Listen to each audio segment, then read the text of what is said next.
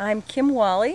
We're making 4 very large web-shaped sculptures, which I consider to be 3-dimensional drawings actually, that are going to be installed outside on the podium of the Everson. How did I start making these forms? Well, I think it relates to this idea of 3-dimensional drawing, that I was making forms that were reminiscent of or representations of forms that one might find in the natural world. So this idea of finding natural forms, making 3-dimensional drawings, sort of led me in the direction of web forms. And I had the opportunity when I was in residence at iPark to share my residency with a spider, basically. There was a spider that lived right outside the door of my studio. And because it was a residency, for a change, I actually had some time and I could watch this spider work. It was a spider that was spinning an orb web, which are the kind of webs that I've been making.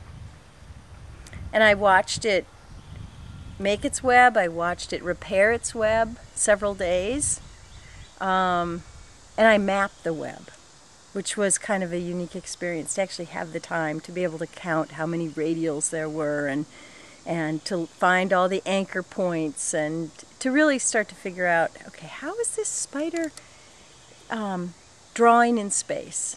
I wanted it to be an artificial material. And I also wanted it to be a kind of line that I could control. So I was thinking, all right, when I draw, I make lines that are solely my lines, that are absolutely fit for the purpose of the drawing. So this is actually saran wrap. It's a cylinder of saran wrap that I just cut into widths, and sometimes narrower widths, sometimes wider widths, depending on how thick I want the line to be. And then I can spin it, and I can get not only the thinness or thickness of the line, but I can get the kind of tension that I want and the kind of elasticity.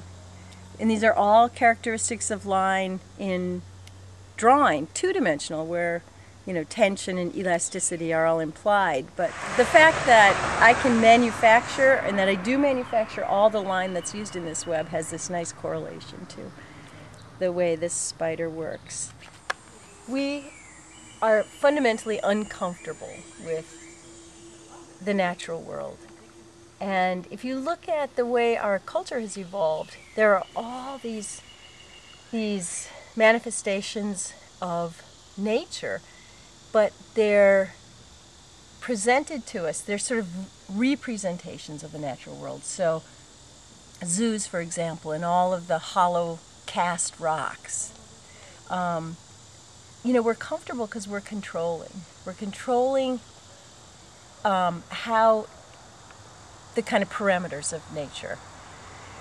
And so this work on one level is all about that kind of artificial representation and just, I think, posing some questions about it. Embracing it and raising questions at the same time. On another plane, this work is about labor and the relationship between labor and art and why we do it. When a spider constructs a web, there's a goal, and it's a trap. It's a beautiful trap. It's a beauty trap. But when we make art, I think on a cultural level, there's all kinds of questions raised about why do we do this? Why do we bother to do this? On some level, this is just such a ridiculous amount of work. It's almost like meaningless labor. But yet, it must be done. It feels like it must be done.